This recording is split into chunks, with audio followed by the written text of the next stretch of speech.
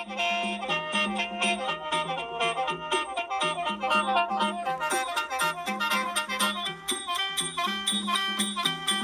ดี FC แฟนคลับแฟนช่องทุกท่านทุกคนครับยินดีต้อนรับ FC แฟนคลับแฟนช่องทุกท่านทุกคนเข้าสู่ช่องปอสะไผพารวยครับ FC ครับเมื่อนี้ก็สิพามาตามแนวทางหวยสูตรพอสนโค้งสุดท้ายเนาะครับเนาะโค้งสุดท้ายของพอสนนี่เพิ่นสิวงให้นะครับเด้อคือมางวดแรกเพิ่นบ่ทันได้วงครับเพิ่นบ่ทันได้เน้นให้เนาะครับเนาะมางวดนี้เพิ่นสิเว้งให้เน้นให้วงไว้ให้ครับ FC ครับ2ตัวบน2ตัวล่างหรือว่า2ตัวโต๊ดเต็ง3ตัวโต๊ดเต็งครับขออภัยครับ FC ครับ3ตัวโต๊ดเต็งนะครับเนาะสิเป็นตัวใดก็สิไปหาพอสนให้เพิ่นเว้าสู่ฟังนะครับเนาะว่าเพิ่นเน้นคักขนาดไหนมั่นใจขนาดไหนนะครับเนาะหวยสูตรพอสนงวดที่แล้วเข้าทั้งบนทั้งล่างนะครับเด้อไปเว้าหลายใหญ่ห่างนะครับเนาะไปหาพอสนให้เพิ่นเว้าสู่ฟังครับ FC ครับคันมักกระจัดคันกัดกระพานนะครับเด้อคันมักคันชอบก็อย่าลืมกดไลค์กดแชร์ให้กับทางช่องพอสวยพารวยนะครับ FC ครับกดกระดิ่งแจ้งเตือนเอาไว้นะครับเนาะสำหรับ FC ใหม่ที่เข้ามาครับไปหาพอสนกับ FC ครับสวัสดีครับพอสนครับสวัสดีครับครับผมมื้อนี้ก็สิมาตามโค้งสุดท้ายของพอสนนะครับเนาะโค้งสุดท้ายของพอสนนี่สิมี3ตัวโต๊ดหรือว่า3ตัวตรงเนาะเปลี่ยนจากเป็น3ตัวตรงนี่มาเป็น3ตัวโต๊ดเป็นว่าจับหางเล่นนี่นะครับตัดหางตัดจับคู่ครับจับคู่แล้วก็สิวงไว้2ตัวเนาะครับเนาะ2ตัวของพอสนคลิปแรกเขาบ่ได้วงเนาะบาดนี้พอสนก็สิเน้นให้แม่นบ่ครับครับผมเอาอยากฮู้ว่าสูตรที่เฮ็ดมานี่สิเน้นนี่พอสนย้ำอีกทีนึงแม่นบ่ครับครับย้ำอีกแล้วครับคือมั่นใจแล้วครับว่าตัวที่วงกลมนี่ครับแต่ว่าตัววงกลมนี่คือเป็นตัวหนักกลับพร้อมด้วยครับบนล่างกลับพร้อมเนาะครับเนาะคือวงไว้ให้นี่บ่ให้กลับบ่ได้กลับให้กลับคือกันครับแต่ว่าให้ FC กลับเอาเองกลับเอาเองครับแล้วก็ให้เป็นตัวนักคือตัววงกลมตัวนั่นก็คือเป็นตัวร่องหรือตัวกันทุนนะครับครับเป็นตัวร่องนี่เป็นกันทุนไว้ครับแต่ว่าหวยของพอสนนี่เป็นได้ทั้งบนทั้งล่างครับแล้วก็3ตัวนี่คู่ตดครับมีจักหางครับคู่ตดของพอสนนี่ครับมีแค่3ชุดเท่านั้นโอ้มีแค่3ชุดครับตะก้อนนี่แห่งว่าเฮ็ดทดลองเฮ็ดสูตร3ตัวตรงนี้มันอยากหลุดบ่ครับเป็นสูตรระยะสั้นมันเข้าแค่2ตัวครับเข้าแค่2ตัวบ่เข้า3ตัวนะครับเนาะเลยมาปรับปรุงมั้ยครับปรับปรุงจากสูตรนี้ครับโอ้ครับผมพอสนยกให้เบิ่งก็ได้ครับนี่คือปรับปรุงออกมาเนี่ยสูตรปรับปรุงแล้วครับก็ FC ครับเป็นสูตรปรับปรุงเฮ็ดตัวเต่งน้ำครับตัวโอ้ครับเป็นตัวเต่งน้ำอยู่กับสูตรนี้นะครับเนาะครับสูตรนี้ออกมาแล้วครับตัวอันนี้หน่อยจักหน่อยครับเดี๋ยวสิเอาตัวใหญ่ให้เบิ่งดูใส่ละตัวใหญ่ก็ได้เอาไปเสี่ยงไว้ใส่ละบางทีเราไปซ้ายคือไปเสี่ยงไว้ว่าแท้แม่นบ่ล่ะอยู่ในนี่บ่ล่ะบาทนี่ว้าวเป็นคนเอาไว้แท้ๆนี่มันก็เป็นใครหายอัน2ตัวของพอสนนี่แห่งว่าตั้งแต่ต้องงวดเนาะตั้งแต่ต้องงวดเฮ็ดออกมานี่โอ้สร้างเป็นนะโอ้ยจับต้อมด้วยกันไม่ใช่นอนเนาะ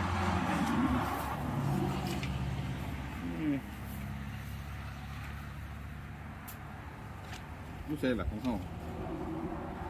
บาทนี่หลายเงินปิวแล้ววะ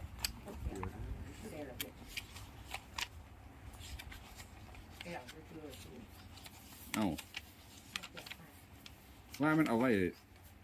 นั่นแหละมันปิวไปทางอื่นบ่เนาะบัตรเนาะเอา FC ครับฟังพอสนบอกไปก่อนนะครับกำลังหาอยู่เอาไปไฟใส่เป็นว่าคือโค้งสุดท้ายเป็นโค้งสุดท้ายแล้วเนาะคิดเน้นๆให้เนาะพอสนเนาะ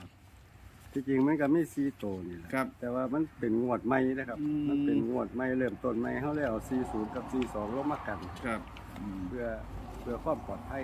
เพื่อความปลอดภัยงวดนี้เห็นว่าสิบ่อยพลาดเพราะมันเริ่มปีใหม่เนาะครับเริ่มปีใหม่นี่สูตรก็จะเปลี่ยนจักหน่อยต้องรอสถิติครับถ้าสิจักงวด2งวดก็จังสิได้กันกองให้เหลือน้อยลง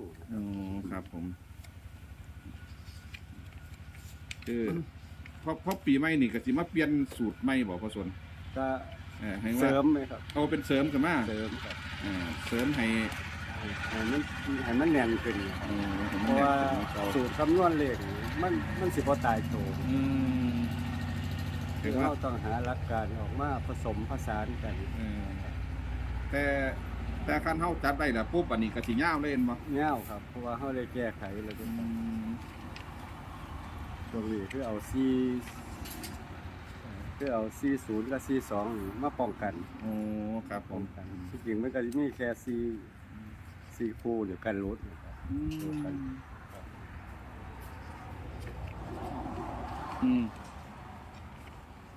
อ้าวว่ามันอยู่ในนี่บ่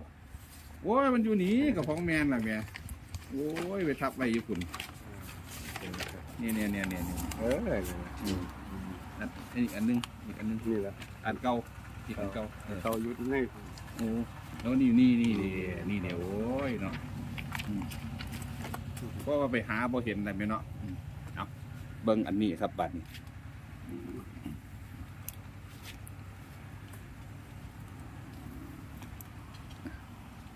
ได้ละเอาครับ FC ครับ ตัวเน้นของพอสนอันตาตองวดเฮาเบิ่งตาตองวดก่อนอันตาตอคลิปแรกเนาะคลิปแรกอันนี้คลิปแรกครับ FC ที่ว่าบ่ทันได้เน้นเนาะครับเนาะบ่ทันได้เน้น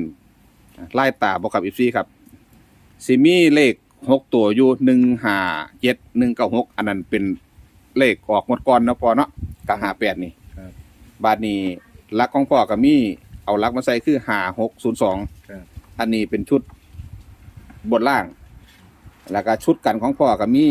4995 41 40 96 42นะครับนะชุดเด่นก็มี56 50 52 60 62 02แล้วก็วิ่ง456เด่น5รอง6อ้าวมันก็บ่หลายเด้ล่ะพ่อบ่หลายแล้วแต่ว่าเฮาบ่ทันได้เห็นวงซื่อๆบาดนี้สิมาวงให้กับ FC อันนี้คลิปตั้งแต่ตองวดเนาะครับเนาะ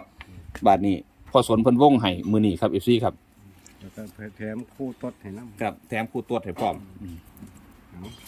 เป็นคนดีดี ครับ มันอยากล่มจังหน่อย มันล่มเนาะครับเนาะต่างหาเนี่ยทับไว้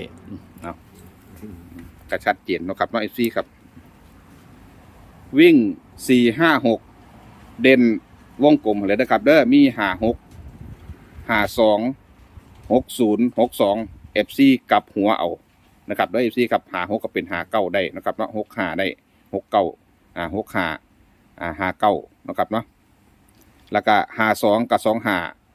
60 06หรือ09ได้ครับ FC ครับ62 26หรือ29ได้นะครับเนาะเอาหัวขึ้นหัวลงส่วนตัวรองของผสมก็มี49 41 40 95ที่วงไว้ให้เด้อครับเด้อคือบ่วงตา42เป็นหยังคือบ่วงให้เบิดโดดเพราะว่า4296วงให้เบิดลบไปหยังคือสิบ่ดี แล้วก็มีคู่ตด ครับคู่ตัวของผสมมี956 452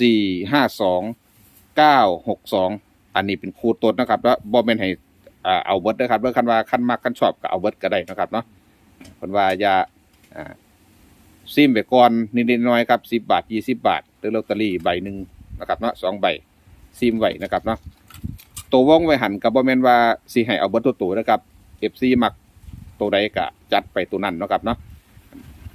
คันว่าเอากันไว้เอาเบิดก็ได้ครับ FC ครับ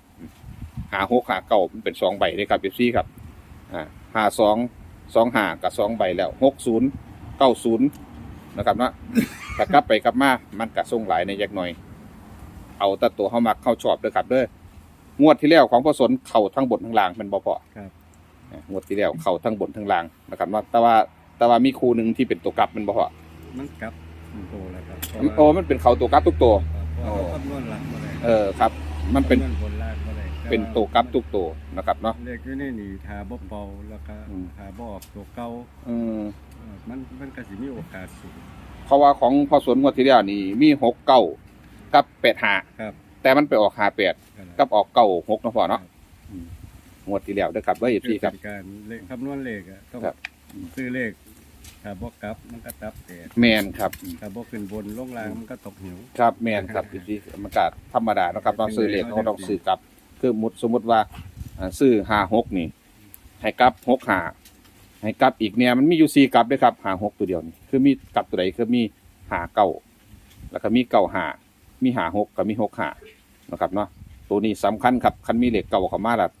สิมี4ทันทีนะครับเนาะคันมีสมมติว่า52นี่สิมีแค่2สิมี4คือกัน แต่ว่าเป็นล่างบนนะครับเนาะของพ่อสนนี่เป็นได้ทั้งล่างทั้งบนครับพี่ครับโค้งสุดท้ายของพ่อสนวงไห้เรียบร้อยครับพี่ครับมักกะจัดขัดกระพานคันมักคันชอบก็อย่าลืมกดไลค์กดแชร์ให้กับทางช่องพอสวัยพารวยนะครับตามโค้งสุดท้ายให้แล้วนะครับเนาะถ้าหัวถ้าของพ่อสนเข่าปุ๊บก็สิมาตามต้นงวดเพราะว่าพ่อสนปฏิเฮ็ดไว้คือ2ตัวก่อนแต่ว่าบ่ทันได้วงไห้บ่ทันได้เน้นให้มือเน้นก็คือโค้งสุดท้ายจังซี่แหละครับพี่ครับมื้อนี้ก็วันที่15แล้วเนาะพ่อเนาะวันที่15เข้ามาแล้วก็ถือว่าโค้งสุดท้ายแล้วเพราะว่าหวยสูตรนี่สิบ่มีเพิ่มเติมมีแต่ลดลงแม่นบ่พ่อ กับมิตรรถ ครับ กับวงกลม กับวงกลมไว้คันเอกมือเขาสุดท้ายเข้ามาคักปุ๊บเกิดว่าคุณพ่อฝันดีปั๊บมาล่ะโตเดียวเด้อว่าสั่นก็สิเน้นให้สิโทรไปบอกเพิ่นว่าพ่อ บ่มีครับ บ่มีบ่ บ่มีความฝันเนาะ บ่มีแล้วครับ ก็ฝันนี่สิบ่ประกอบเพิ่นก็บางทีก็ฝันคือกันครับบางทีครับบางทีก็ฝันคือกันแต่ว่าบางทีเพิ่นสิบ่ลืมเนาะครับเนาะอายุก็ซ้ำพวกเขานี่ฝันปุ๊บตื่นขึ้นมายังบ่เช้าลืมปั๊บทันทีครับพี่ครับ จำบ่ได้ บ่มีมันจำบ่ได้บ่คือแตะกอนนี่ครับว่ามันหมกมุ่นกับการงานเนาะพ่อเนาะ ครับ เอาอันนี้ก็ให้ FC ใช้วิจารณญาณในการรับชมนะครับทางช่องก็เป็นเพียงแนวทางทางช่องเป็นเพียงแก่ซื้อกลางเท่านั้นนะครับเนาะมักกะจัดขัดกะพานคันมักคันชอบก็อย่าลืมกดไลค์กดแชร์นะครับเนาะเอาเบอร์โทรพอสนบ่ได้เขียนได้เคลียร์ได้ล่ะ ครับ พอสนบอกเบอร์โทรให้แน่ 093 093 505 505 3858 3858โทรสายตรงหาพอสนได้นะครับ FC ครับถ้าฟังบ่คักปุ๊บก็รีกลับมาฟังใหม่นะครับเนาะรีกลับมาฟังใหม่3รอบนี่ก็จดได้เบิดอยู่ดอกคัน3รอบยังจดบ่ได้เบิดปุ๊บรีกลับมาอีกเป็นรอบที่4ที่5ค แค รับ ปหน้าจอก็ได้ครับ แคปหน้าจอมันบ่ได้ยินต่อพอเบอร์โทร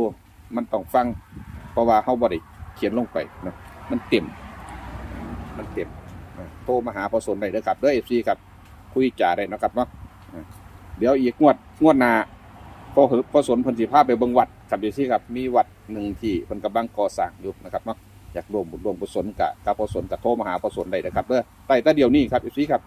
เอาสำหรับคลิปนี้ก็สิได้ยุติไว้เพียงเท่านี้ก่อนครับ FC ครับพอกับแม่ในคลิปหน้าขอกล่าวคำว่าสวัสดีครับประดีมงามครับ